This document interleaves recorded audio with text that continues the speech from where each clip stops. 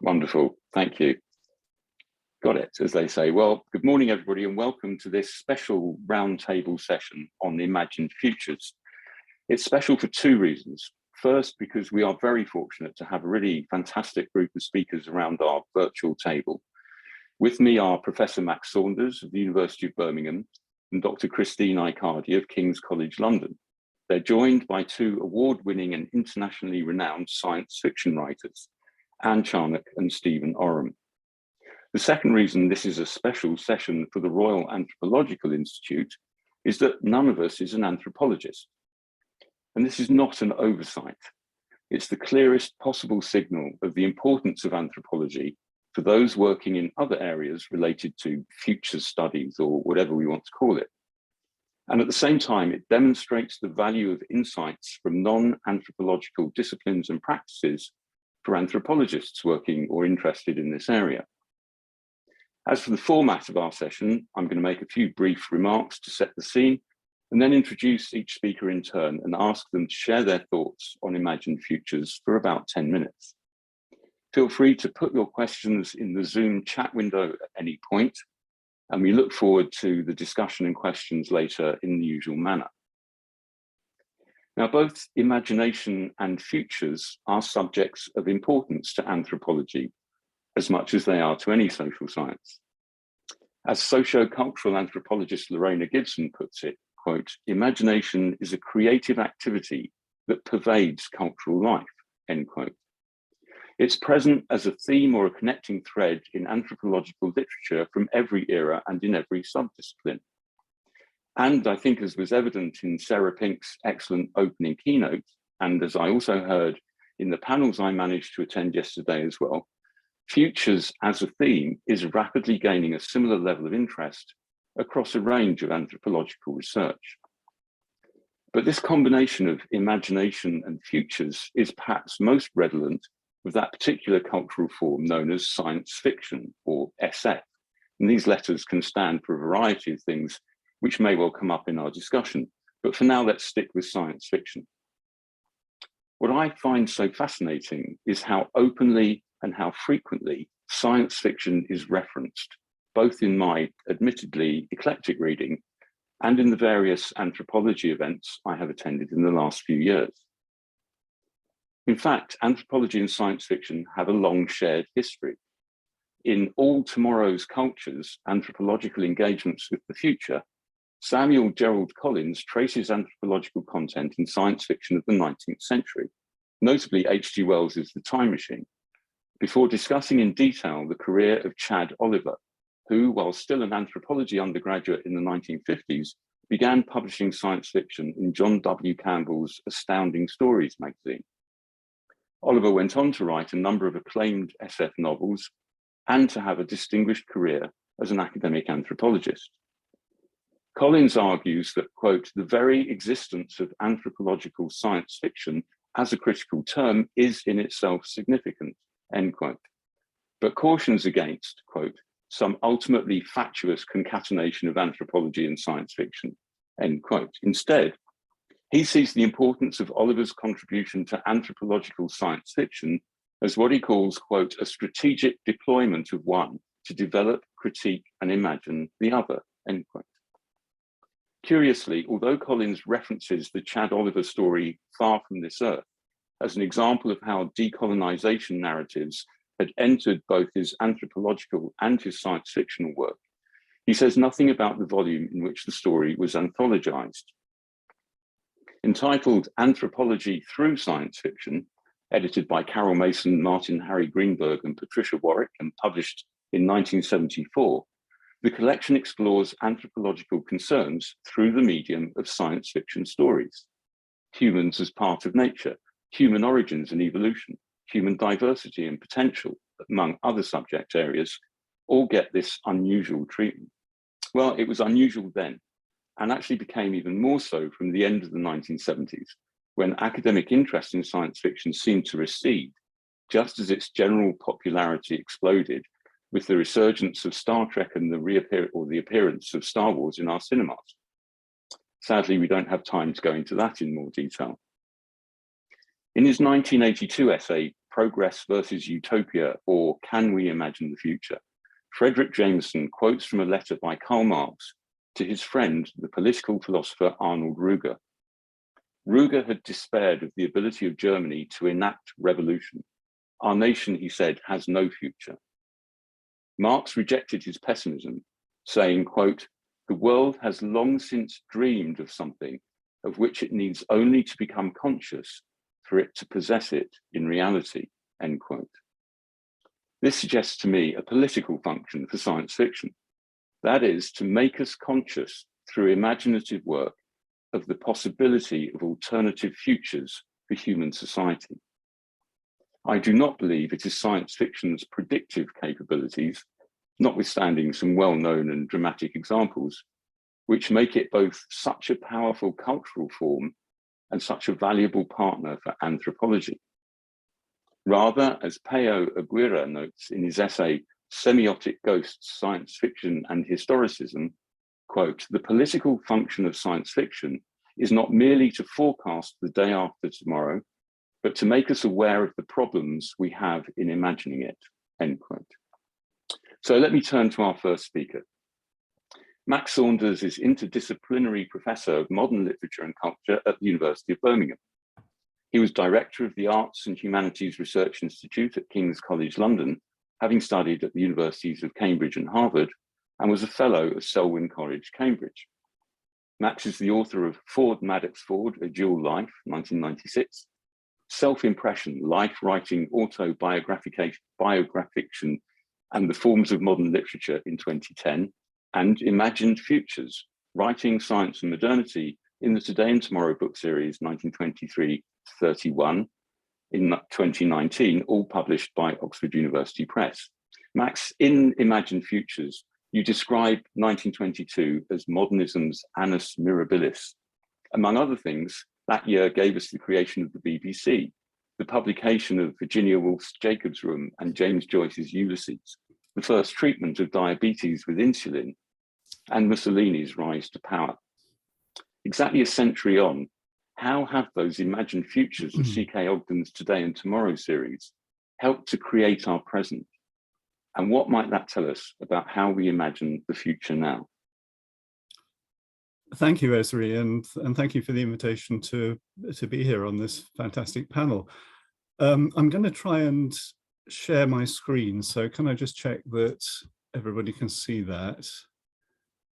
Yeah, that looks great. So I'll just get the slideshow going. Right. So good morning, everybody. What I was arguing in Imagined Futures is that we should consider C.K. Ogden alongside modernism, and that when we do that, modernism looks surprisingly different. Ogden was an extraordinary polymath, an intellectual entrepreneur who had a major impact on the intellectual history of the 20th century.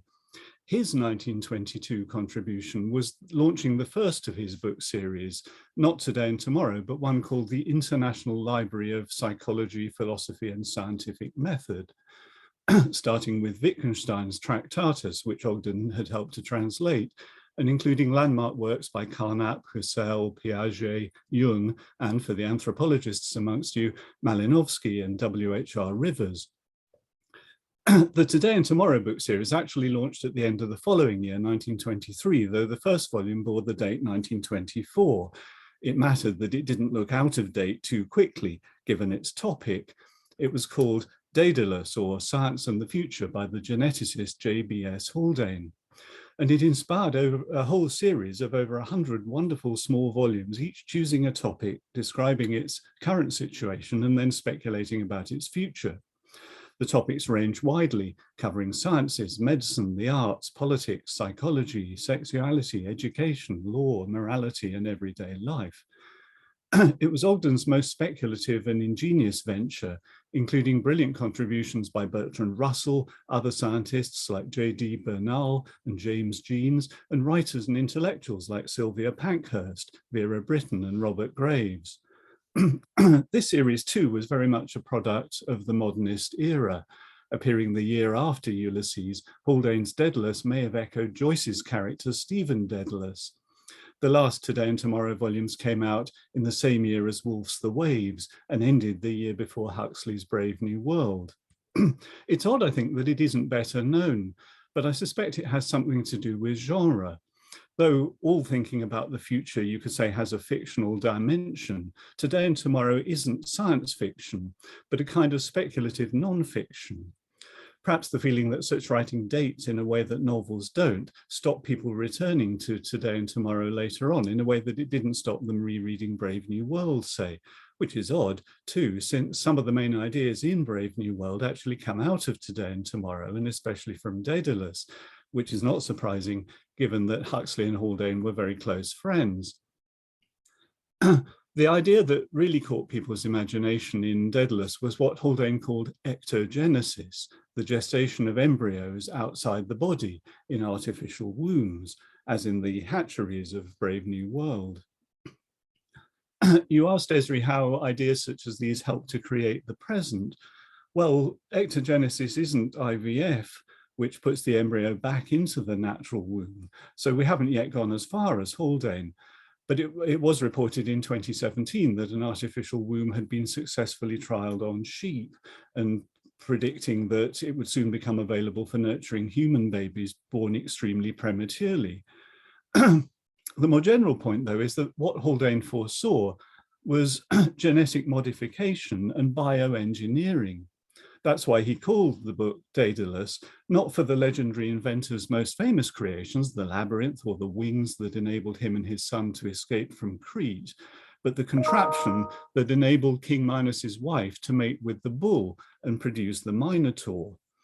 Haldane's Daedalus is the first biological scientist.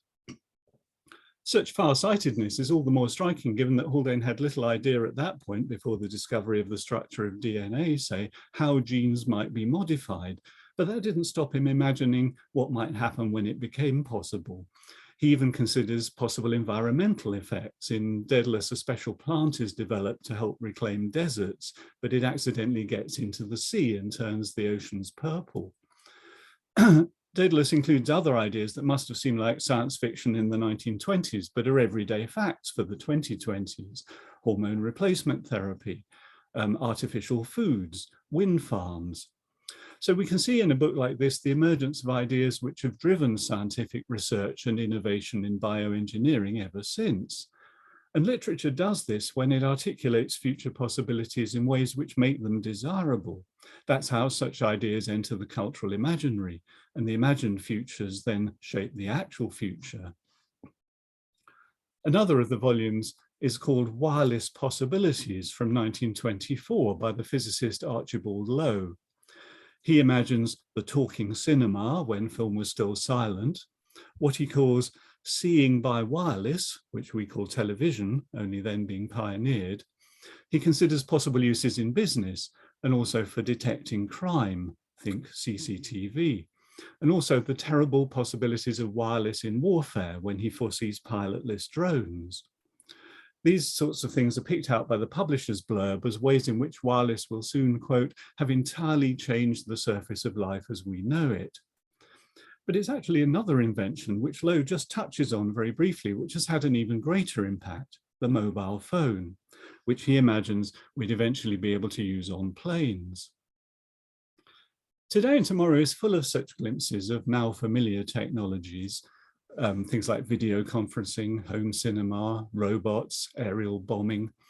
But to move on to the second part of your question about what such futurology might tell us about how we imagine the future now, I want to sketch two very different books in the series to think about why they couldn't foresee what they couldn't, and why, despite that, they were able to foresee all they could. The development that really has changed the surface of life as we know it, of course, is the computer. Yet these books didn't predict it. Why not, given that it was only 12 years away by the end of the series? They could see that something was needed to take cybernetics to the next level. H. Stafford Hatfield, in his fascinating volume called Automaton, or The Future of the Mechanical Man, calls this thing the mechanical brain. Other volumes saw that analog devices like punched card readers were very nearly what Haldane in 1940 called machines that think. Yet what's surprising is that despite all the excitement about wireless and electronics, these thinkers still thought that the thinking machine would be a machine, something mechanical, an analog computer, rather than a digital electronic one. It's a vivid example of what Thomas Kuhn called paradigm shift in the structure of scientific revolutions. Until Turing and his Bletchley Park team had made that shift, even thinkers at the forefront of innovation couldn't imagine the next step. And yet, in the most extraordinary of these books, The World, the Flesh and the Devil by J.D. Bernal from 1929, we might see a form of counterexample. In the section on the flesh, Bernal imagines how we might re-engineer humanity. Like Haldane's, it's a pioneering transhumanist text anticipating the cyborg. Bernal imagines giving humans longer lives by housing their brains in artificial hosts. New senses could then be hot-wired into us. Why not have X-ray and infrared senses, he asks. Why not have a wireless sense too? He takes these wireless possibilities even further than Lowe did. If we all have wireless, then we can all communicate directly with each other. Our thinking would be connected. And he gives us the first real imagining of the hive mind or superintelligence, beloved of science fiction ever since. But in the form this takes in Bernal of electronically networked subjects, he also effectively foresaw something like the internet, which is all the more impressive given that he managed that even without the concept of the electronic computer. We could attribute such achievements to the mental dynamism and tenacity of these thinkers, but I think genre has something to do with it too. It's partly the extent of these long form essays, which don't stop with the journalistic headlines, but allow for relentless elaboration, each prediction more breathtaking than the last. So one lesson is that longer form future thinking might get us further and enable us to leapfrog the paradigms more often.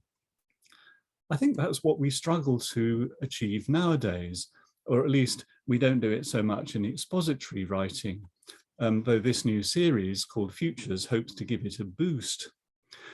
Future thinking since the Second World War has understandably been so dominated by apocalyptic scenarios, from nuclear holocaust to climate catastrophe, which tend to foreclose the kind of speculative energies of these early 20th century visionaries. But it is something our best science fiction writers do, like The Present Company, or someone like Kim Stanley Robinson, say. But Today and Tomorrow wasn't science fiction. So here's the provocation I want to leave you with. What do we lose if we only speculate seriously about the future in fictional form, or mainly in fictional form? Is there a sense in which the conventions of fiction, plot, characters, suspense, love interest, identification, and the specific conventions of much sci-fi, spaceships, aliens, androids, and so on, might get in the way of the really visionary speculative imagination, might impede future thinking, rather than helping it to boldly go where no man has gone before? Thank you very much.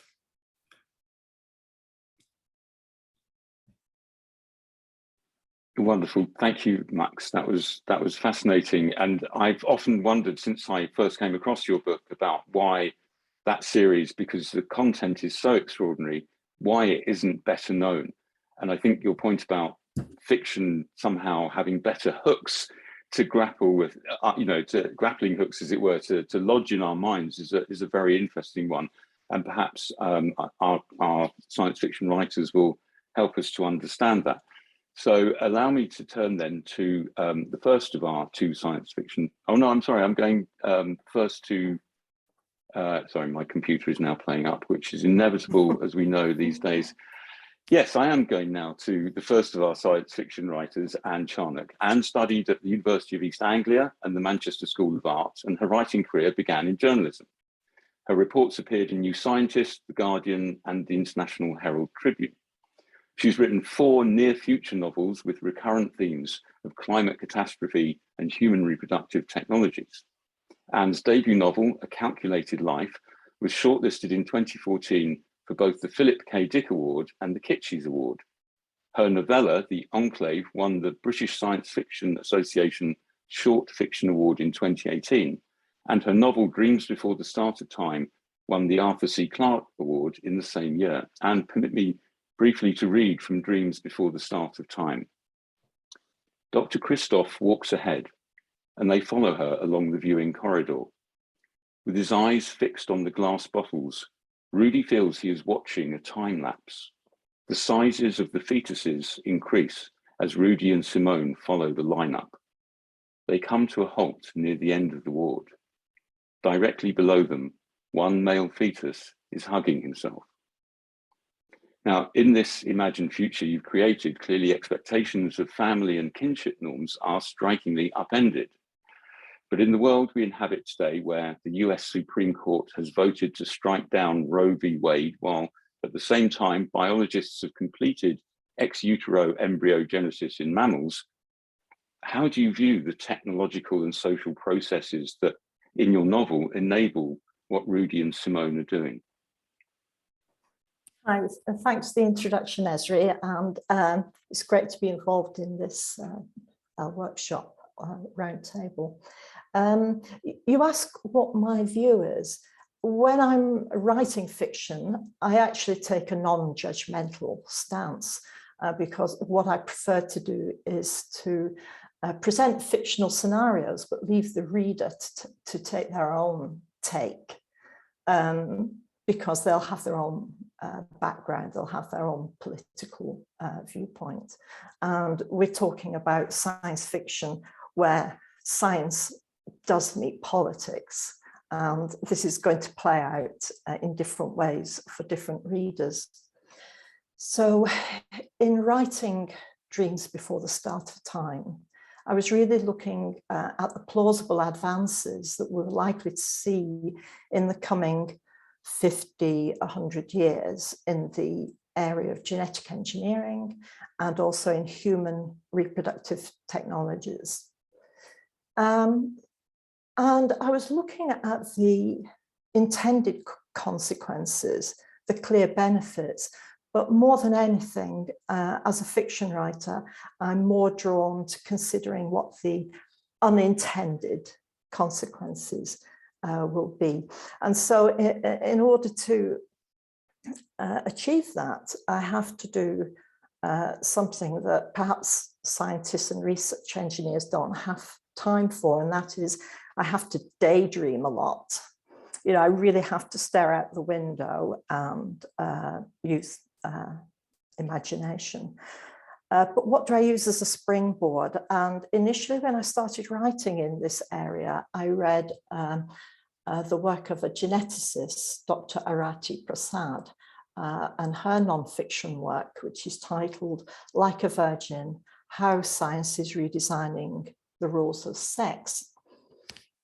And in this book, Arati sets out the current research in the field of genetics and human reproduction technologies. And I have to say that every 2 pages or so, I was transfixed because I could see all these springboards for conflict and controversy. And so what I decided to do was to write a novel as a series of vignettes, because it would seem that the artificial womb was 30 to 40 years away, and probably longer than that, that we could see the creation of artificial eggs and sperm from stem cells. And in fact, we have already achieved, or I say we, I mean scientists, have already achieved parthenogenesis in mice by way of taking 2 eggs, one slightly less mature than the other, and one acts as a pseudosperm, and will create an embryo. So this has been achieved, albeit, you know, in mice. So in Dreams Before the Start of Time, I decided to take 2 women who were friends and to follow them through 5 subsequent generations into their very old age. And I wanted to look at the rolling shock of the news that you would get from one generation to the next as their children and then their grandchildren and great-grandchildren found new and interesting, fascinating routes into parenthood, and what causes a shock and what doesn't cause a shock. Largely in this, the artificial womb technology does play a major role in the novel. And it's quite clear to see what the advantages are in terms of avoiding the dangers of pregnancy and childbirth. Also, the avoiding disruption to careers. And also, when you think of the present day, it would avoid the need for surrogates. But the first question that, to my mind, that arises is,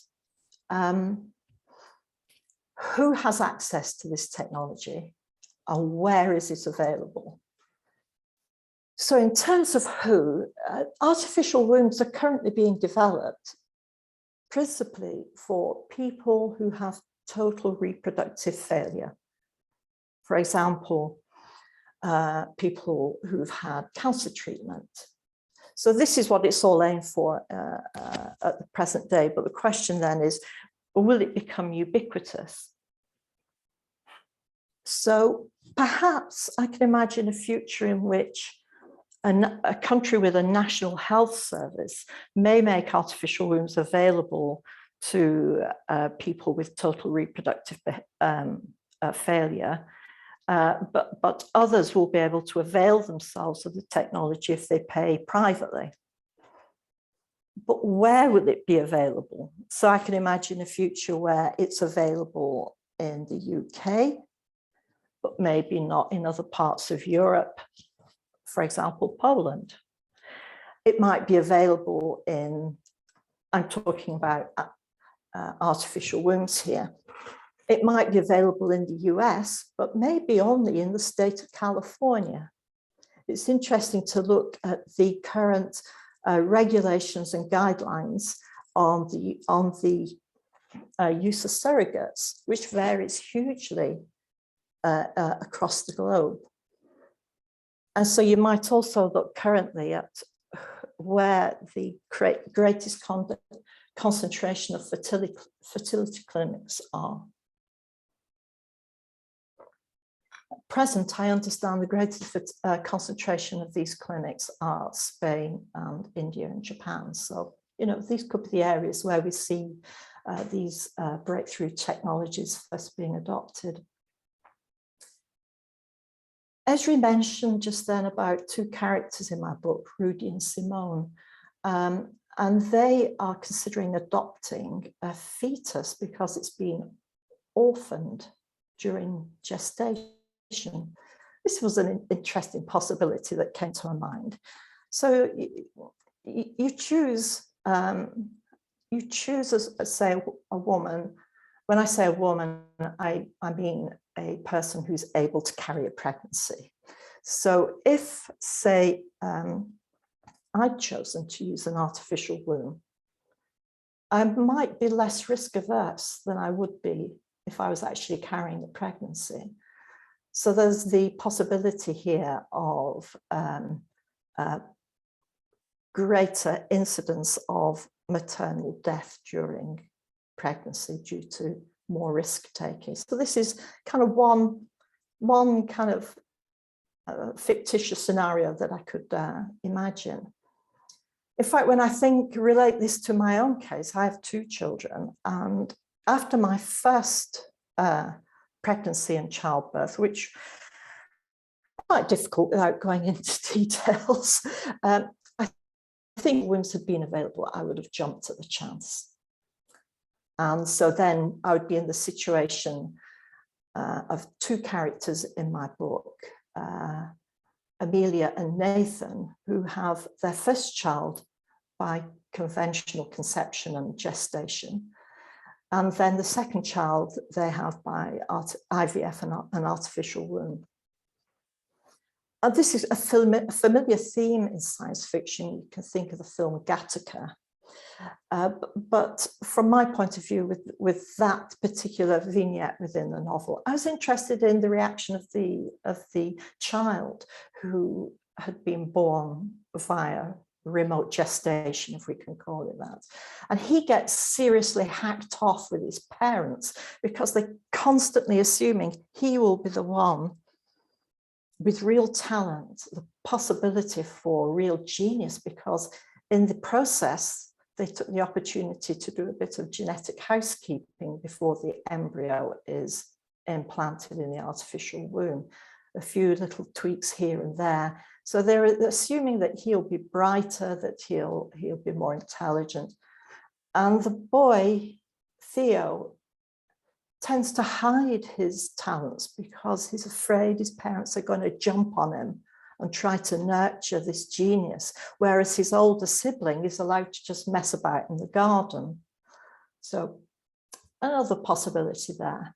But if we roll forward from the onset of artificial wombs and IVF, something that has already been touched on is the possibility of parthenogenesis, where a woman or a trans man could create a child through using 2 eggs. There's also the possibility, which I go into with a character called Marco, who's gay and is desperate to be a father. And he creates a child via IVF and an artificial womb, but by using an egg created from his own stem cells. So we're now into the era of solo parentage. And from my reading of solo parentage, I understand it's not the same as a clone, that the child that you create is close to being a sibling, if you see what I mean, which might fill people with horror depending on your relationship with your siblings, but there we go. And I think this also begins to open up the possibility of almost a species schism. I remember many years ago reading The Age of Spiritual Machines by, gone out of my mind. And in that, Ray Kurzweil. And in that book, he was saying we'll reach a point in the future where there will be a schism in which one person who is genetically enhanced will be incapable of holding a conversation with someone who isn't genetically enhanced. There will be a schism, the gap will be too wide. So this is where, possibly going many years further on, we can see that this could be the route. So unintended consequences, let's just run through them. It might become frowned on to have a natural pregnancy, because by doing so, you're exposing the unborn fetus to pollution, environmental pollution, and the bad dietary habits of the mother. It could become an indicator of social class. It could be that corporations will put pressure on their employees to use artificial wombs because it will cause less disruption with medical appointments. And I also wonder about Rudy and Simone in that fertility clinic. So say you were visiting your own fetus in that clinic, how often would you be allowed to visit? When you left, would we encounter a new form of anxiety, one of separation anxiety experienced by parents leaving that fetus in the fertility clinic? So really what I'm saying is that these technologies, fantastic potential, allowing people to start families who wouldn't in today's world be able to. But it's just another example of how we could widen the gap between the haves and the have-nots, which is a feature of, I would say, of so much politically focused science fiction. Thank you. Thank you, Anne. Fascinating. I think that point about the schism that could occur between humans who have very, such radically different origins, if you like, is both extremely challenging, but also a very real prospect.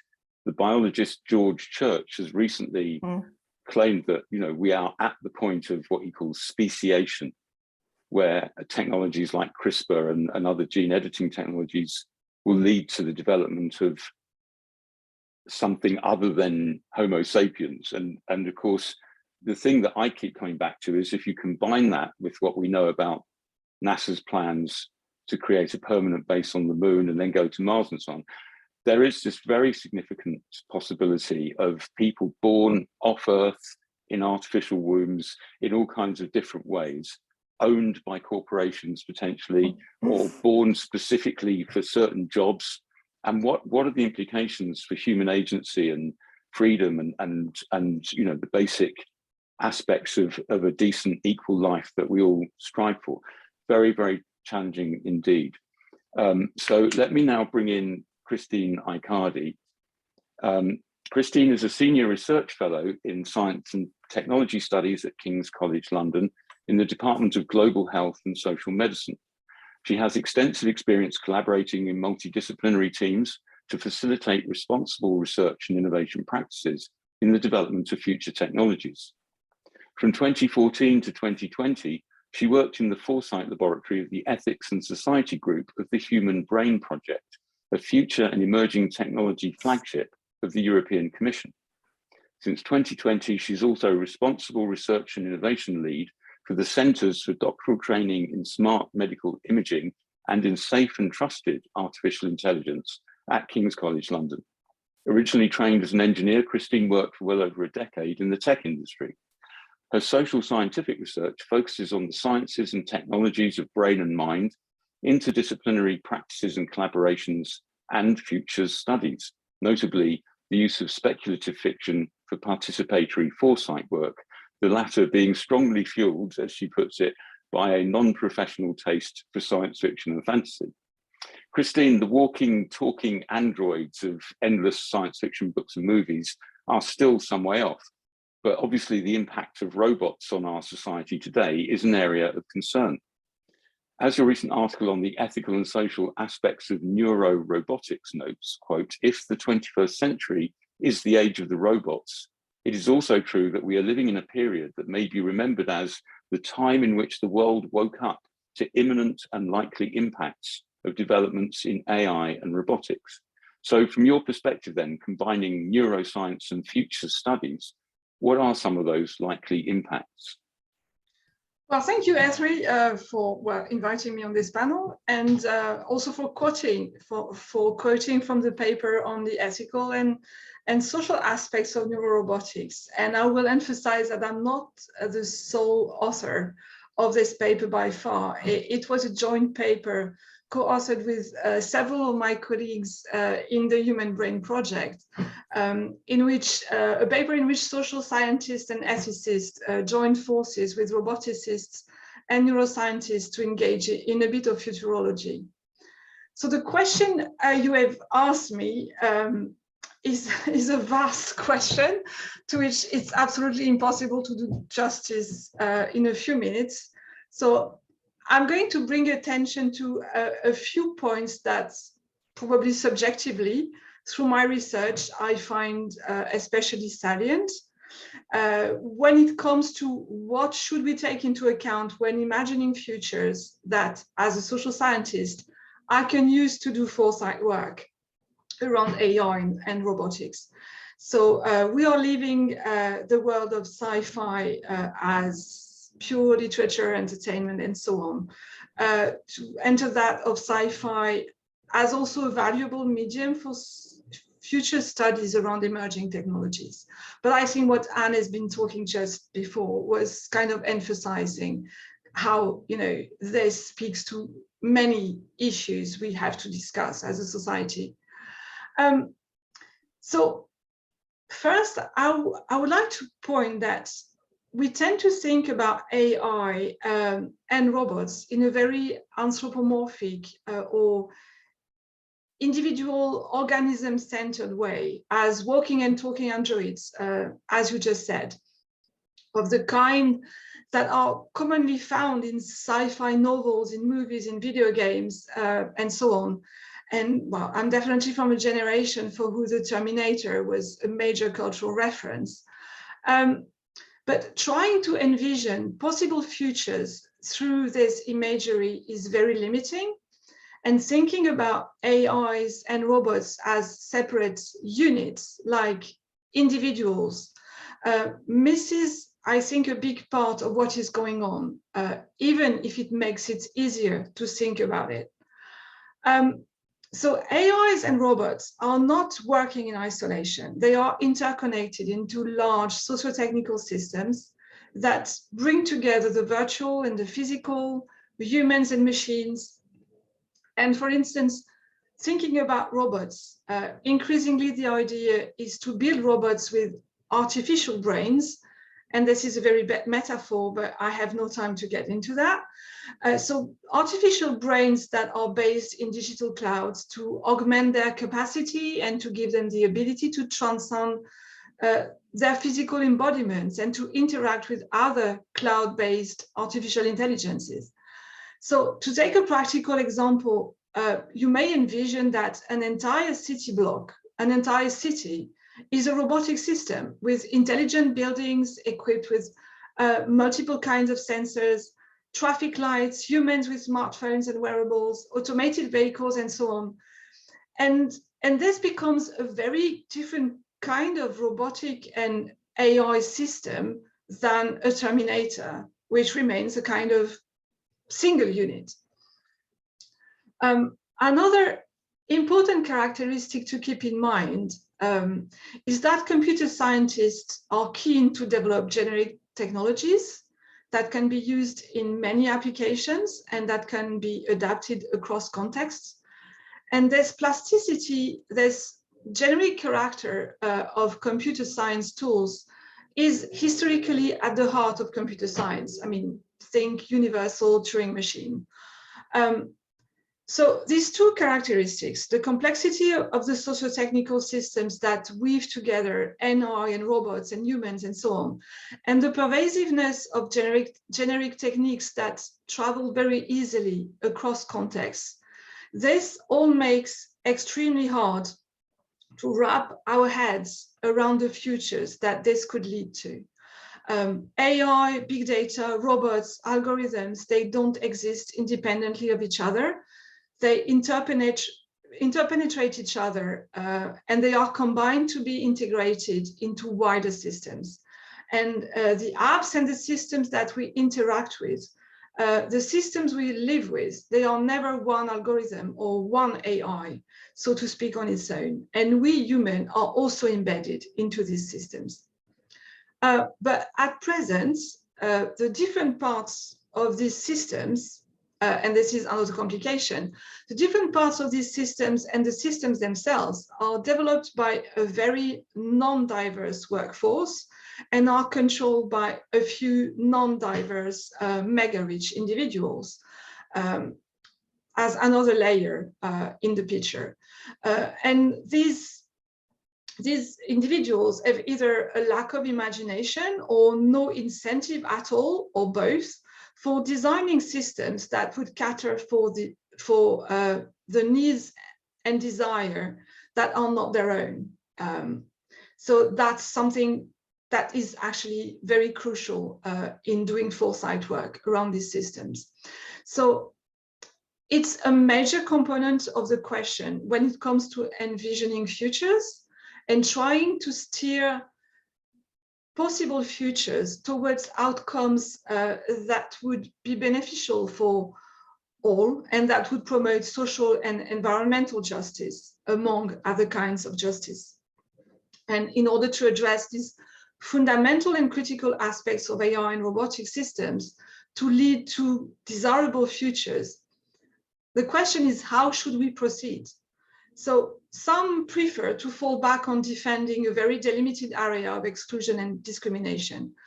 I think that in order to approach systems, AI systems, in all their complexity and pervasiveness, we need the lights from as many critical perspectives as possible, as they will each highlight different facets of these wide-ranging systems, and they do complement each other. So we need to bring in critical perspectives from feminist critique alongside gender studies, disability studies, Black studies, decolonial history, labor studies, intersectional approaches, social determinants of health, and more.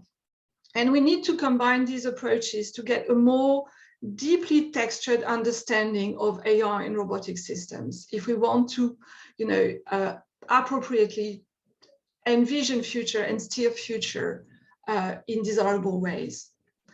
So what are the areas, besides all the aspects of discrimination I've just mentioned, and often, strongly intertwined with various dimensions of discriminations, that I think deserves special attention when imagining futures. One is all the environmental aspects of these systems. These technologies are hungry for energy, for water, for land, for rare earths and minerals.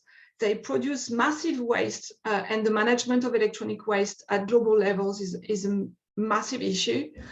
And this all raises critical questions of environmental justice, because these systems, in their environmental dimensions, they tend to reproduce the old fractures between global north and global south, by the global north benefiting from them at the expense of global south, on which we dump the waste and which minerals and rare earths we are mining and so on.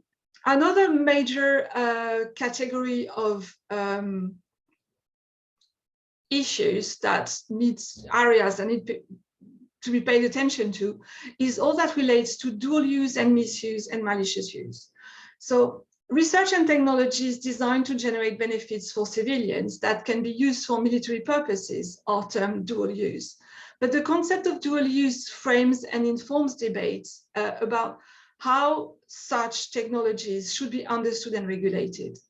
But with the emergence of neuroscience-based technologies, combined with the dissolution of any simple distinction between civilian and military domains, the concept of dual use and its binary dimension really requires a lot of rethinking. So not only does neuroscience research contribute to the development and use of technology and weapons for national security, but many actors, many factors have blurred the very issue of whether a technological application is military or civilian. And these factors include the rise of asymmetric warfare, the erosion of clear differentiation between states of war abroad and defense against threats at home, the use of military forces for homeland security. This has all been compounded with the multiplication of private-public relationships in the military, security, intelligence, even political domains. Think in recent past, Cambridge Analytica, Palantir, prominent examples. And so, yeah, this is a major domain to be considered. And many researchers in this domain argue that special attentions for policy and regulation must be paid to specific harmful or undesirable use in four domains that are political, security, intelligence, and military. Then there are all the traditional ethical issues at the center of neuroethics debates that we won't get around. And I will mention that a last big domain for me to pay attention to is human-machine integration as a likely area of focus, because among the implications of closer integration between human and machines into real-time and distributed socio-technical systems. The case of automation in industry, for example, looking at it, the development of more biologically realistic robotic systems usually promotes the vision of machines better supporting and supplementing the human. But if you look at the historical precedents in the history of technology and automation, fitting the human to the machine is a much less promoted vision, but one which has often come to pass. So yeah, so and I will stop there because I'm over, I'm over writing. No, that's fascinating. Thank you so much, Christine. I mean, I think in many ways, it kind of all boils down to basic questions about governance.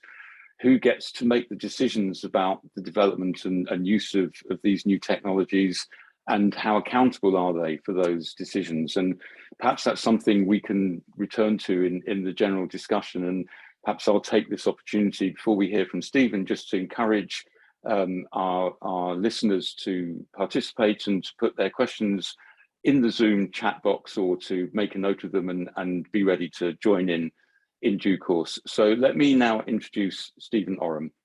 Stephen writes near future fiction. His collections have been praised by publications as diverse as the Financial Times and the Morning Star. His stories can be found in many anthologies, and he has published 2 novels. He also works with scientists and technologists to explore possible futures through short stories, and has co-edited 3 anthologies along these lines.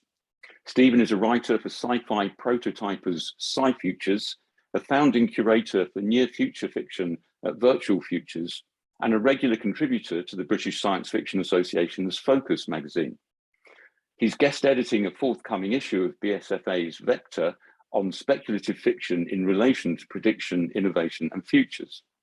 Forgive me, Stephen, but I'm going to quote Christine again, this time from her foreword to your collection of short stories, Biohacked and Begging, where she writes, quote, "It seems that the most ethically engaged scientists and seasoned public engagement actors can discover new ways of thinking thanks to their encounter with near future fiction," end quote.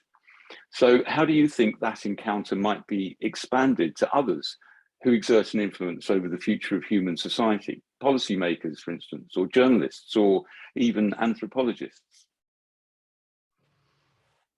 Thanks, Esri. And as everyone said, thank you for the introduction. And also, it's great to be on this. I think before I answer the question kind of directly, I think there's a sort of, and this has come through in what's been said already. I think there's a kind of overarching thing here, which is, you know, who has the privilege to be able to think about the future, whether that's through their education, but possibly more through having the time and the space and all the rest of it, not to be kind of living hand to mouth. So I think that kind of is the thought that's threaded through what I'm about to say. I'm also really conscious that we've got either a journalist or an ex-journalist. I'm not sure how Anne would describe herself, but she has journalist experience. We've obviously got anthropologists in the audience, and depending how you define policymaker, I've been a policymaker too. So maybe when we get into the Q&A, that we can sort of expand out for people that have that particular sort of experience. But I think, and just also picking up on something that Christine was just talking about there, about how it's vital that I think everyone is represented in a discussion about the future. And as far as I can see, we don't have any particularly good mechanisms in place to do that at the moment. I mean, you know, that's a very broad, sweeping statement, and there are some that are better than others, and all the rest of it. A couple of things that I've come across recently that were quite interesting around that. A decentralized autonomous organization, which I think, if I'm right, is coming out of some of the sort of crypto world.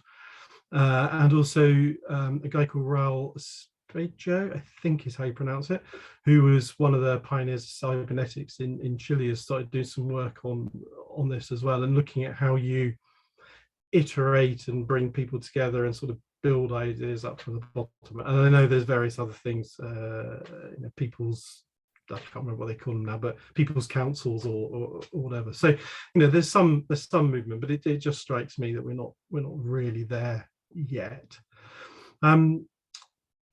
So how to involve policymakers, journalists, and anthropologists? Well, to start off, I think absolutely 3 very key sort of professions, if you like, to be involved in that discussion, both the discussion and the understanding about all the different possible futures we might face. And I think I was just thinking about stories, if you like. So this is coming from some of the projects and the thinking I've done with various technologists and scientists, and just thinking about, for want of a better phrase, the life cycle of a story. So and this is kind of pertinent to science fiction, but I don't think it's limited to science fiction at all. You've got the kind of world building, you've got the context that you're setting that in, and Anne talked quite a bit about that for her work. Then you've got the actual narrative, the story, how people interact with each other, but also how they're interacting with the technology and how that technology is interacting with them. So you've got the narrative. Then, of course, you've got the sort of reception of the story, whether you're hearing it, reading it, or whatever. So that, then it becomes that person's story. But I think also after that, you've got then the interpretation of that story. As Anne said, again, lots of different people, different readers will have different contexts. There's an interpretation, and I think you can be interpreting the story for yourself, or somebody can be interpreting it for you. So lots of fiction writing, people will tell you exactly what the writer meant when they were doing this, saying this, that, and the other. Sometimes, in my experience, wildly inaccurate, but interesting nonetheless. And then finally, I think you've got the retelling of the story. So you've got that passing it on, and so just thinking through, there's what I'm trying to get at there is there are different moments and different ways that there is potential for interaction and influence, both for all those sort of things. And alongside that, I was reading there's a Nesta working paper from, I think it's 2013, that's it, called Better Made Up: The Mutual Influence of Science Fiction and Innovation. Authors are Caroline Bassett, Ed Steinmuller, and George Voss. But I found it a really interesting paper. But one of the things that I thought was that was pertinent to this is they talk about 5 ways in which speculative fiction might predict or influence the future. So this is, I'm still sort of framing things to then come on to your, so how, but so they talk about, the first one they talk about is, and I'm quoting, so I'm going to read, the relatively rare examples of an SF technologies being more or less directly translated into the real as technologies. We all know the sort of story of Star Trek has a beam me up Scotty thing and we get the mobile phone. Whether or not that's true, who knows, but that's that kind of direct translation. And then the second one, they're going to say the far more numerous instances of fictional technologies that have influenced ways in which ongoing technical or scientific initiatives and objectives are framed. So that kind of bigger piece, like how are we framing this as opposed to inventing a specific tech. The third one, have obviously inspired or launched particular innovation industries, and they talk about William Gibson and fellow authors' portraits of cyberspace and its influence on digital industries. The fourth one, influenced certain groups disproportionately operating within relevant subcultures as entry points and gatekeepers. And although they don't mention policymakers in that, I think policymakers are probably a good example.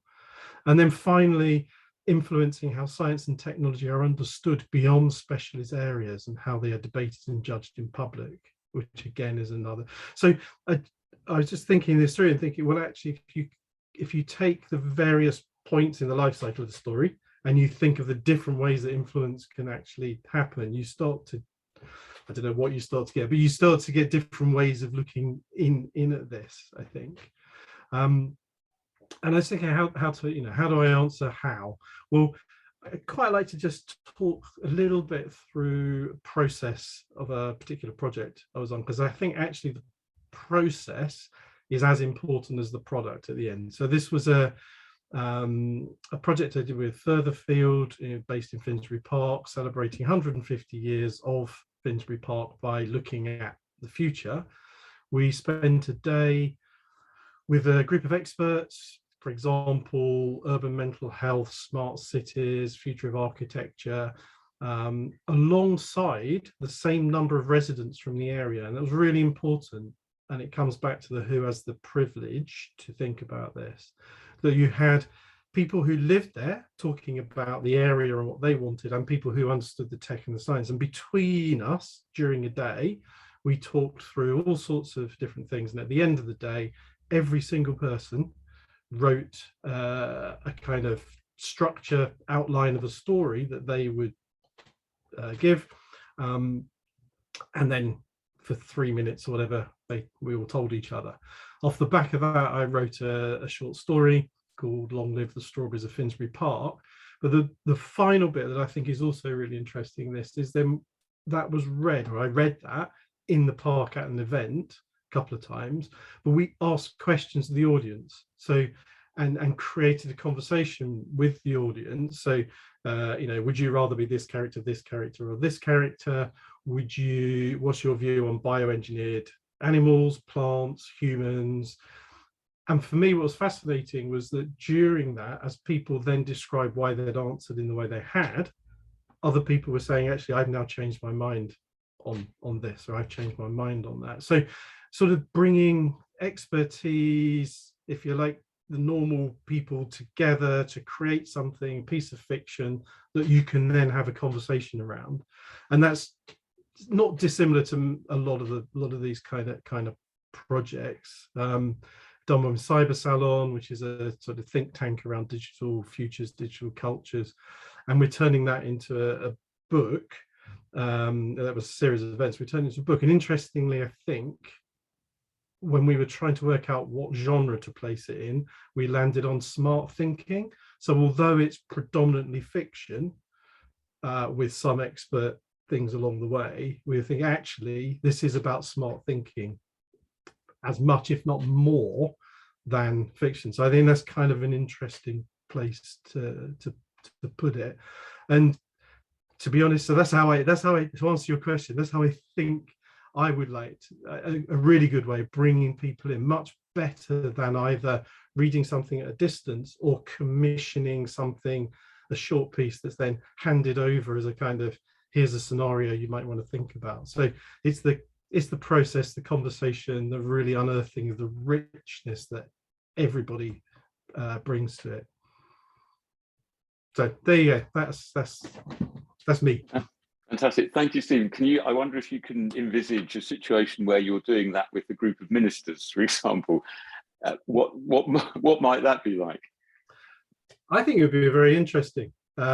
Depends on your set of ministers, and that's kind of why I was touching on, depends what I mean by policymakers. So, you know, do you mean politicians? Do you mean civil servants? Do you know, who do you mean? But nonetheless, I think that's, if they felt they were in a safe environment, that they weren't then going to get quoted on the news, which I think is really important, that safe environment to be able to imagine and think and explore without it, then I can see it working. I think if there was any danger that this, you know, so and so said we're going to have a future where blah blah is going to happen, I can see them being a bit more reticent, shall we say. Indeed, I think it may just be down to a question of branding. If you called it scenario planning, I don't think people would have a problem. And in the business world, imagined futures, if you like, do manifest as scenario planning, and there is a very interesting history around that. But I'd like to invite everybody into the conversation.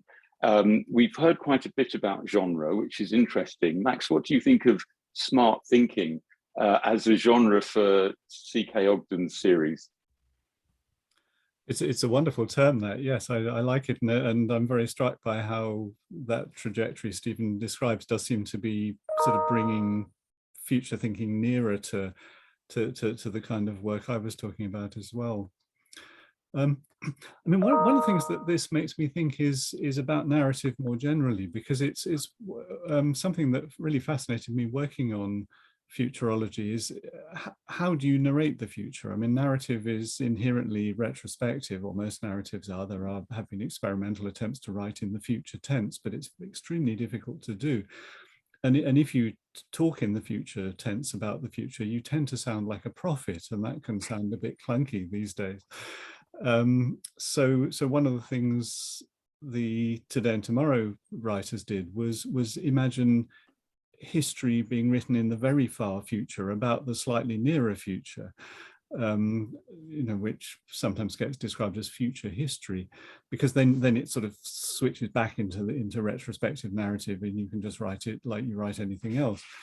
But I was very keen to hear what our sort of fiction writers on the panel thought about this. I mean, whether when you're writing narrative in retrospective tenses, if that seems to be in tension with the kind of futurological travel of the story. When it comes to tenses, I must admit I prefer to write in present tense. Initially, with my first novel, I wrote in past tense.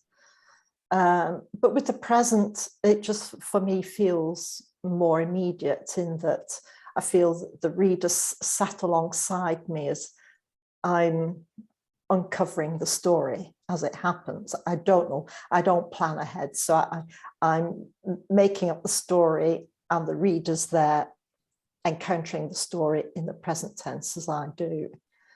To me, that feels more natural. I think it gets around that problem of talking about the future with past tense, which kind of just jars somewhat. That's really interesting. Yeah, I mean, there's some really classic tricks, isn't there? That you have enough early on, particularly in short stuff, but also in novels, that give enough signals to readers that this is the future we're talking about. I think I sort of do some stuff in the past tense, but I think I agree with that. Like, the present tense is very immediate. I imagine that there are very, very few readers, particularly those that are used to reading that kind of stuff, that have any problem with imagining that they're actually reading this in the future, if you see what I mean. I think, you know, there's so much that you have to suspend in terms of your disbelief in order to get into any form of fiction, that you're, so long as the signals are there and you kind of know what you're getting into. On the experimental stuff, I wonder whether writing experimentally and experimenting with the future at the same time would possibly be a bit too much, all in one go. Another theme that's emerged a bit is the tendency to anthropomorphism, particularly in relation to AI, as Christine was mentioning. And, you know, we've talked about artificial humans potentially using organic materials, and there is the sort of cyborg idea of artificial humans being sort of more machine-like. But Christine, you were saying it's much more of a kind of network of different things that we really need to be thinking about. And there are some science fiction manifestations of that idea. I don't know if you know The Insane City by Kenneth Bulmer, which treats a city in very much in the way that you were suggesting. But is there something that either writers or the anthropologists who are listening in can do to help get across the need to think beyond, you know, a representation that is essentially a white male with an American accent when it comes to understanding AI? Just an easy question to carry the conversation on. I don't know. I don't know the book you just mentioned, but for me, I think actually coming back to not sci-fi but fantasy, one of it was a book that first maybe really pinpoint this, you know, come to realize how much the network dimension is important, and it's the Soldier's Song trilogy by Robin Hood, which I don't know if any of you has ever read Robin Hood, which is who is most known for all the work she has done around the Apprentice trilogy and Assassin's Apprentice and so on. But so there's some trilogies. She really confronts a society where technology and rationality reigns to old shamanism and magic and so on. And she creates a kind of purely biological network cyborg out of humans and trees. And this first gave me this kind of totally different perspective on what a cyborg could be. This kind of superorganism made of humans that in their death are propped against trees that grow roots and branches in their dead bodies and absorb their dying, well, just as they are about to die, their dying mind, and becomes part of a hive mind. So I would say, yes, there are ways, I guess, into which, I don't know anthropologists, but certainly fiction writers can help bring to the fore this dissented views from the solipsistic, sort of android to other descriptions of cyborgs, basically. It reminds me a little of the work of Ursula Le Guin, who is often cited as the most accomplished, possibly the best known proponent of anthropological science fiction, and that, in her case, is often related to her world building. So world building has a specific meaning in the writing of science fiction and fantasy. But of course, it came up a lot in Sarah Pink's presentation yesterday, when she was talking about the designer who worked with Steven Spielberg on Minority Report and on and so on, and other films. And again, the elements of that world building were very interesting. Is that something that could become the sort of common theme between us as a group of non-anthropologists with an interest in science fiction from different angles, and our colleagues listening in, this idea of world building and using speculative narratives to try and explore, I guess, things that might happen before they do? And we're coming towards the end, so I'll chuck this in now. We talk about outcomes and benefits and justice, and those are the things that really matter, I guess, at the end of the day. But what's the process, as Stephen was saying, that we can use to actually identify and enact those things? So that was a question with two parts and a bit of a ramble, forgive me. But the first bit was about world building. Is world building potentially a shared tool amongst all of us? And then within world building, I guess we saw that on Sarah's slide, governance was one of the areas within world building. What are the processes that we can all contribute to get the outcomes that we want? Who'd like to tackle that, or any part of that? I don't mind kicking off a little bit. I mean, so I would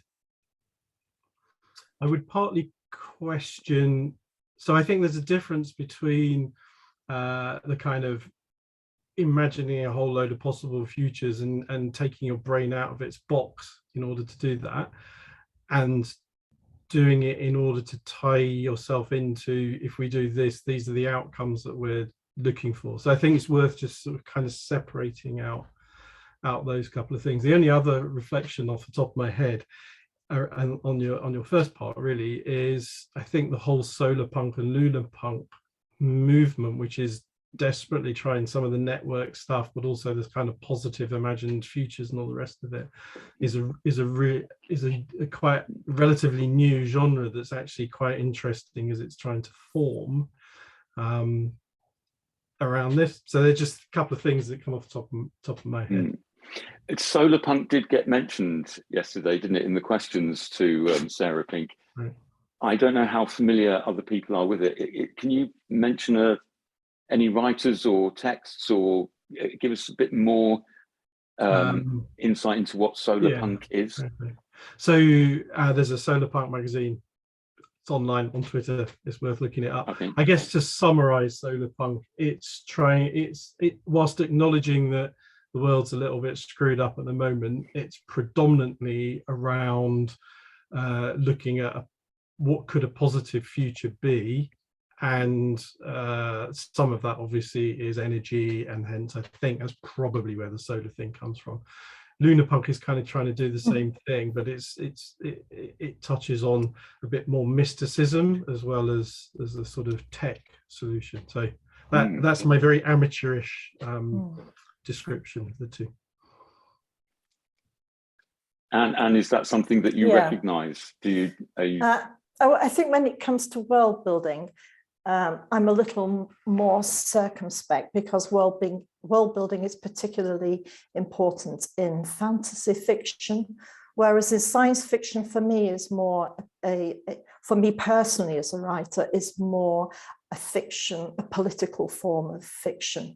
And so for me, world building is something that I don't feel I have to present a whole world, just enough to present a political idea. And so for me, rather than world building, I'd rather, which for me becomes a bit more of a spectator sport, whereas I prefer the kind of interaction where you're relating to characters. So character development for me is more important, so that the individual reader can make their choice who they relate to kind of show science and technology, how it falls out into everyday life, so that readers can place themselves into that situation and measure it for themselves. To see, are these benefits that I want for me? Could I imagine myself benefiting from this situation, or do I see the problems associated with it? So for me, world building is something I'm a little bit tentative about. If I could just pitch in on that note, I mean, I absolutely agree. I think that notion of imagination is really the crucial thing, isn't it? And it cuts across all disciplines, really. It's not just about anthropology or fiction writing. I have a colleague at Birmingham, Karen Young, who's a lawyer, who's brilliant at thinking about unintended harms of particular innovations. And that's also something that Anne spoke about earlier, the unintended consequences of technologies. The problem is, because the future is so inchoate, because it doesn't exist yet, and it could take one of many possible directions. What one has to try and do is give it some imaginative specificity and make it real, make it visualizable for readers and thinkers. And it doesn't, there are lots of different ways of doing that. It can be fiction, it can be speculative non-fiction, or academic work as well in different disciplines. Yes, and I can also bounce on that. I mean, I've been working with Stephen for a long time now, so we have talked about these things quite in the various projects we are running together or being part of. But for me, as someone who wants to do foresight work rather than prediction or forecasting, I really want to make things as little limiting to the imagination of the people we want to draw in as possible. And world building, a too well-defined world is actually, I've participated in such foresight exercises as a participant, and I found it sort of constraining my imagination in many ways. Whereas putting the people in the shoes of one of the main characters and seeing the world through their eyes for a little bit and leaving them to imagine. So for the character I am, so that I am right now in this story, to react and to act in this way, what does the world need to look like? And this opens up the imagination of the person involved in the story. So I agree, it's more about putting the participants to see through the eyes of characters than for me to have built world that is a constraining matrix. And I think in that Finsbury Park example I was giving, when we asked people which of the characters would you like to be, so there was somebody who's living hand to mouth but as a resident of Finsbury Park, somebody who was very rich, lived on a ship but had mental health issues, and somebody else who was a very skilled refugee from an area where climate had destroyed their home.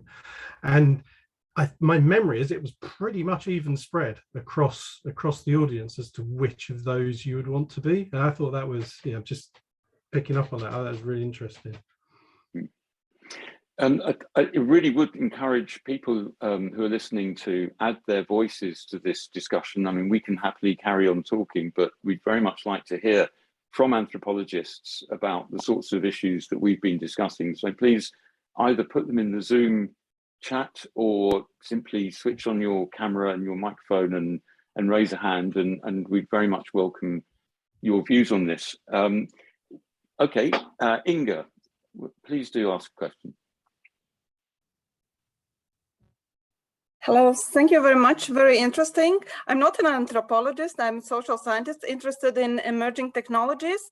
And I have two questions. One question is, how do you see science fiction in relation to other methods, other ways thinking about future of emerging technologies? For example, Christine mentioned foresight, technology assessments, and scenario planning, and so on. So where do you see where foresight, where science fiction would fit in, and what would be its strengths, and which way it would be kind of most generative approach to do this? And my second related question is, when does science fiction help to think about futures, and when it is actually hampering thinking about different futures? Because also Christine mentioned this Terminator, and Terminator is very popular and it's still very, very present all over the place. And it seems that this imagination has been very much stuck into Terminator, and maybe it is also hampering. And so how do you think when it works and when it really doesn't work?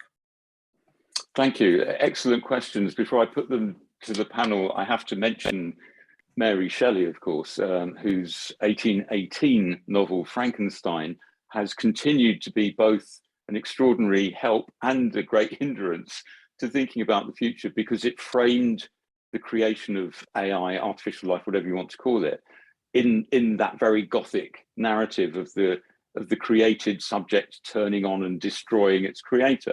And somehow this was so effective that we've never been able to shake it off. And as anybody who's seen Christopher Frayling's book, Frankenstein, the First 200 Years, will know, its influence is absolutely incredible. But please, panel, what do you think about those questions? How does science fiction compare with other forms of thinking about the future? And, you know, in what ways can it be a hindrance rather than a help? Please. I'll kick off. That question of hampering is really interesting one. I think in the area of climate change, it's very easy for science fiction to depict a post-apocalyptic situation with climate change. I think it's an issue there of not encouraging defeatism in the face of climate change. So I'm not saying that science fiction dealing with climate should be optimistic. I'm just saying there is an element that people might feel there's nothing I can do, that the individual is overwhelmed. So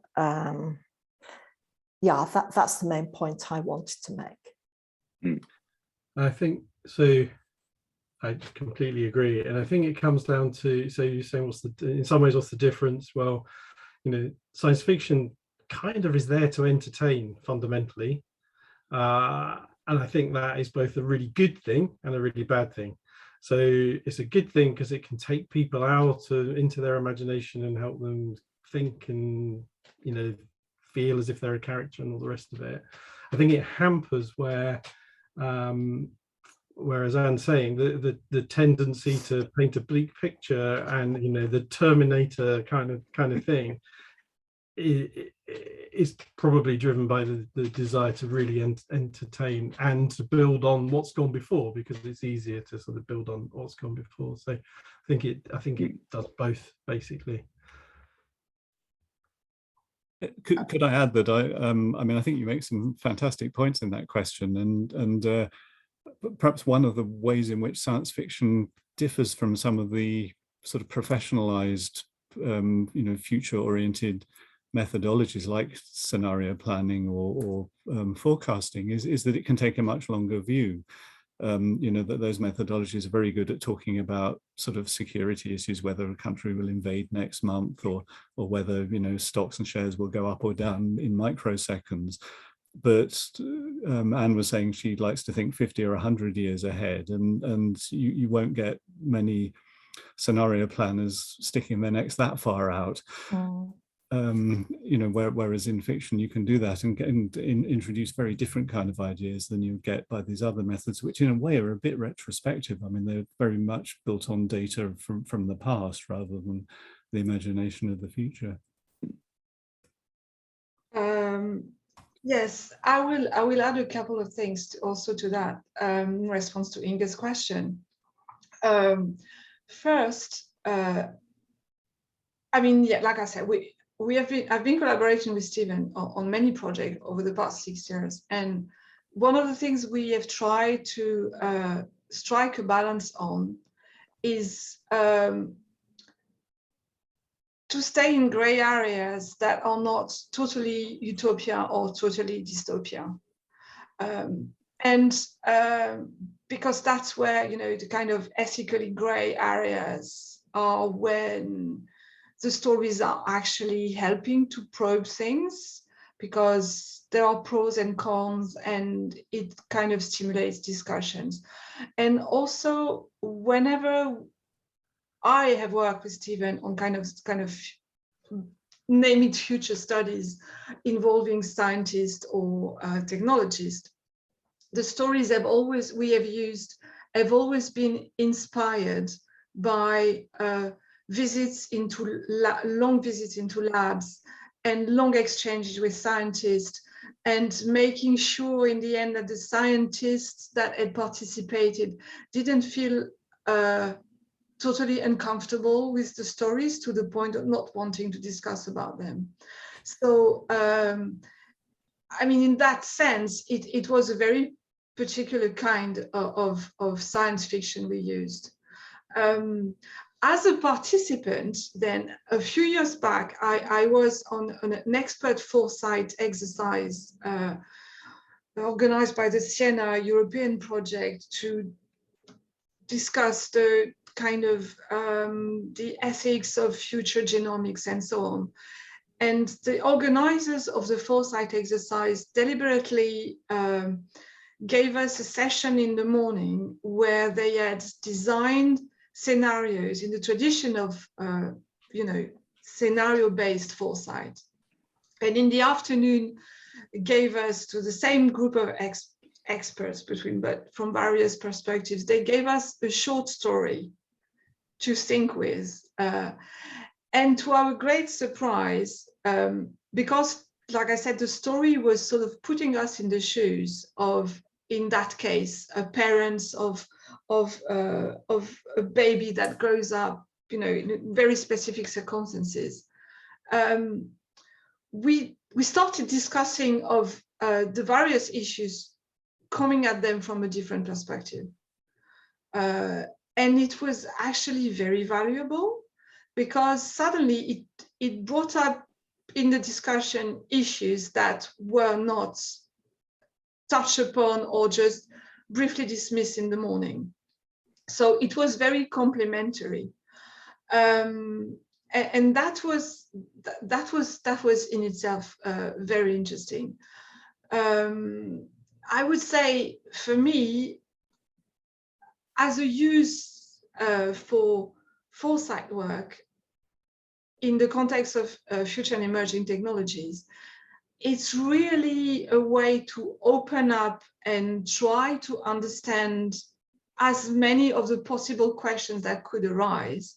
But when you get at a later stage where instead of opening up, you start wanting to sort of close down for various, policy, recommendation to policymakers and so on, whatever, it might not be as useful because exactly for that point, you don't want to open up anymore. You are starting to sort of narrow down on specific things, and then you don't need this kind of opening up anymore. And the last thing, coming back to works I've done with Stephen, one of the things that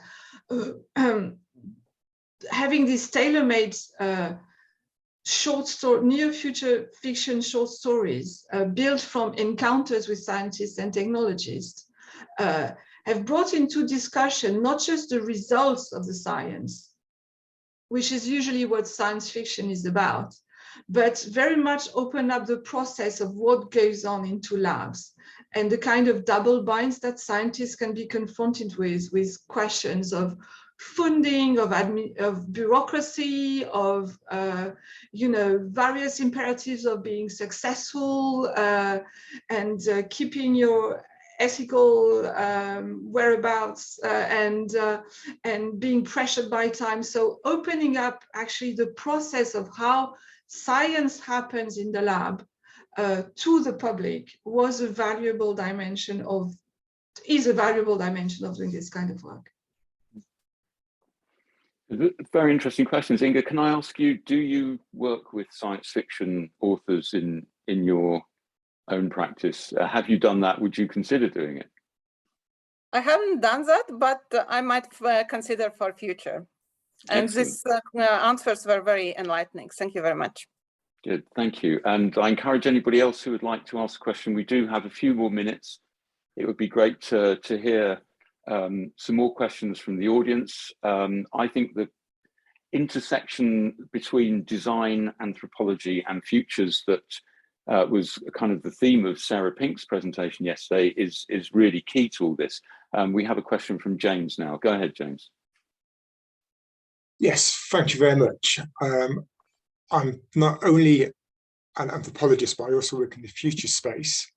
So I was wondering if one of the real things of value here, because a lot resonated, is using fiction to explore rather than build worlds. And that provides a safer way to really test and challenge the assumptions that, for example, a policymaker might bring to a particular problem. Just wondering if there's any thoughts on that. Thank you. Exploring worlds rather than building them. It's an interesting distinction. What do we think? And I know when I started writing my first novel, I wanted to write about the situation of augmented humans and genetic engineering. And I didn't world build, and it cemented my approach.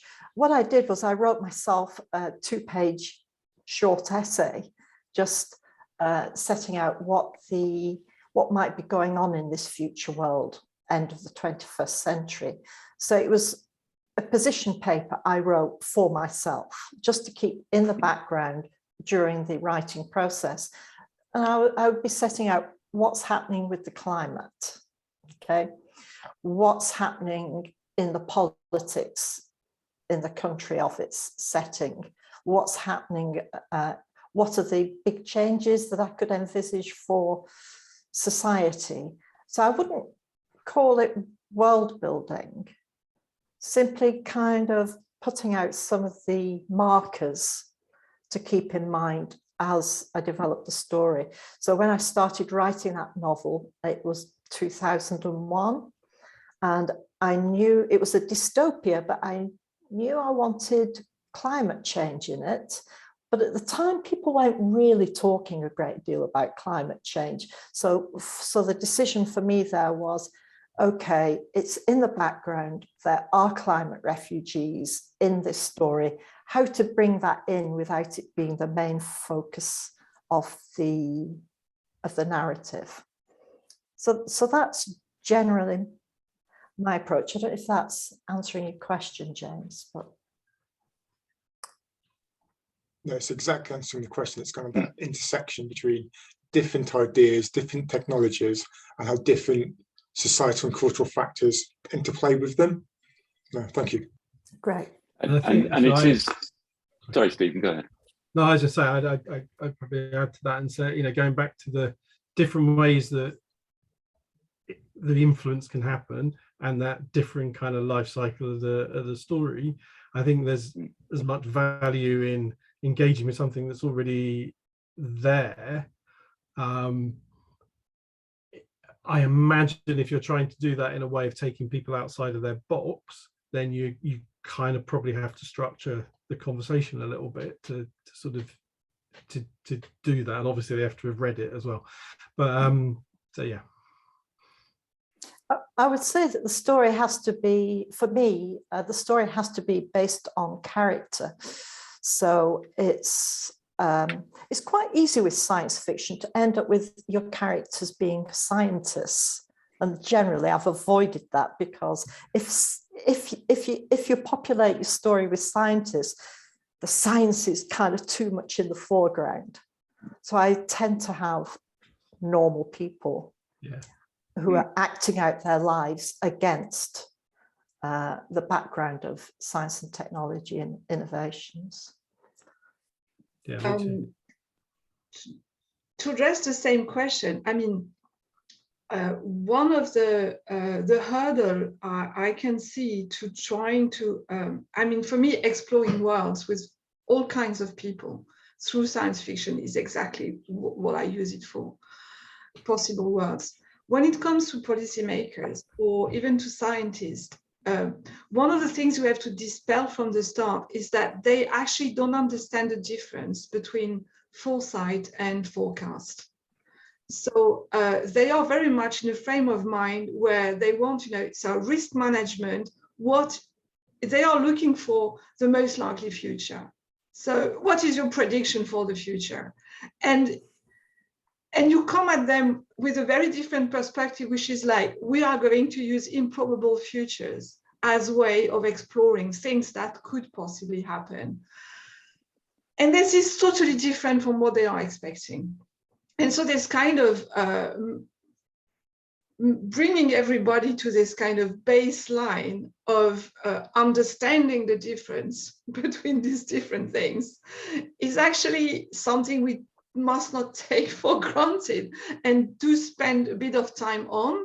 And one of the worst things you can do is actually bringing people in, and they are in this workshop expecting to do this kind of prospective, you know, predictive thing, and you are actually asking them to step out of their box and start imagining wild stuff. I mean, this simply is a car crash. And actually, I was part of a kind of exercise like that organized by the Royal Society at some point over 2 days in a kind of remote property somewhere in the countryside. This really didn't work because people were taken aback by, you know, they didn't understand what was expected of them for most of them. Max, were you looking to jump in there? Well, only to ask James about future space, because it's a sort of conjunction that has a lot of traction these days, I think, and there seem to be quite a lot of organizations called that. So when you mentioned it, I mean, were you identifying the kind of anthropology you're doing, or is it an organization you work for, or a lab you're in, or something like that? I was just very curious. So I'm actually within government working in the emerging technology space. Aha, right. And the challenge we face is how to know what technology to invest in and watch. And I think it just relates to the comments just made. A lot of time people will think of an emerging technology, consider 20 years of development, and then apply it to a problem we have now or in the last 5 or 10 years. So it's how to make them think about the problems they will have in the future so their future solutions can map against, not their future solutions mapping against our current problems. Yeah. Yeah. Interesting. It's interesting that one of the best known methodologies in futures is the so-called funnel, where you have possible, probable, and preferable futures. And it just occurs to me that science fiction is very much in the possible. You know, the foresight and so on is in the probable. But governments, I'm afraid, and often corporate sponsors as well, are just interested in the preferable, which is based on what they, what they want here and now. We've got 5 minutes left of our allotted time. That would give us enough time for one more question. If anybody would like to raise their hand or jump in or ask something, it would be great to hear from more people. In fact, as our 2 questions so far have come from James and Inga, who have both said they're not anthropologists, I really would encourage anybody who is an anthropologist and is listening to this discussion to just add a comment or ask a question at this point. Is there anybody who, perhaps there are no anthropologists here at all, which would be quite remarkable, but entirely possible, I guess.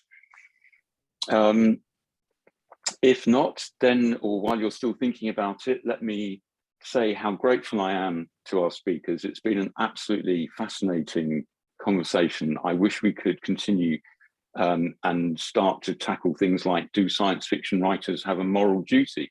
And should we consider an area that I know is becoming popular in anthropology, and look at deep time and try to understand our distant future in a way that paleoanthropologists try to understand our distant past. We could also tackle the question of anniversaries, which I think is extremely interesting. Stephen, you mentioned the centenary of Finsbury Park, and anniversaries are often a prompt for thinking about the future. Max, I just wonder are you aware of anything happening to mark the centenary of Ogden's book series? Well, we're going to be relaunching that book series Futures that I showed briefly, right, with the new publisher Melville House. Mm-hmm. So, and that should be next year. Excellent.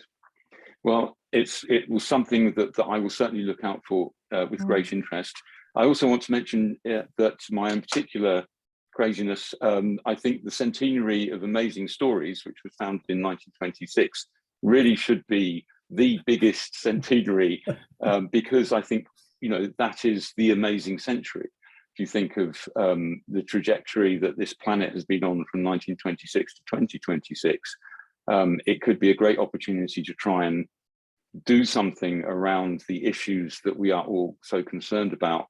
But perhaps we should let the solar punks and the lunar punks take the lead and give us a little optimism. But in fact, I'm going to give the last word to somebody very different. He's a chap called Walter Ortman from Brazil.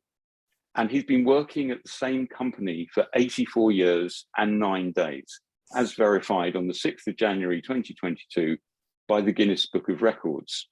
And when he was asked the secret of this incredibly long career in one company, he said this: you need to get busy with the present, not the past or the future. Here and now is what counts. So on that note, thank you again to our speakers. Thank you to Keris for looking after the technical side. Thank you to everybody who's listened in, and particularly for the questions that we had. I hope you enjoy participating in the rest of this extraordinary conference, Anthropology, AI, and the Future of Human Society. And I hope to see you again soon, either in panels on this event or somewhere else. Thank you. See you later.